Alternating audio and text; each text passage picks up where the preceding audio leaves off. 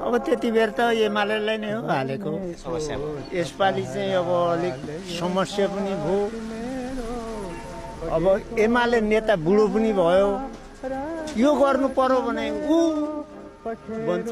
ऊ गर्नु पर्यो भने त्यो भन्छ होसटुङ्गामा छैन होइन जतिखेर यी बच्चाहरू उसँग एउटा माग लिएर गए बिन्ती बिसाउन त्यति बेर त्यति ज्ञानी बुद्धिजीवी चाहिँ प्रधानमन्त्री थियो भने ए नानी हो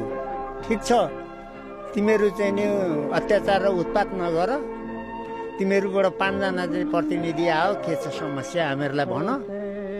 त्यसको हल गर्ने हाम्रो चाहिँ नि शक्ति रहेछ भने हामी होल गरिदिन्छौँ तपाईँहरूले उत्पात नगर्नु भनेर भनिदिएको थियो भने बच्चाहरू एउटा पनि मर्ने थिएन देशको यत्रो नोक्सान क्षति पनि हुन्थेन तर अब बुद्धिमा बिर्को लागेर चाहिँ नि ठोक गोली भनेर भन्थ्यो भुटुटुटुटुट देख्ने त हेर्ने अहिले तपाईँको छोरो चाहिँ नि मरेन तपाईँको भाइ मरेन तपाईँलाई चाहिँ नि सन्च छ जसका चाहिँ नि ती 700-800 बच्चा मरे तिनीहरूलाई त कस्तो भएको होला त तिनीहरूको र हाम्रो छोरामा एउटै ऊ होइन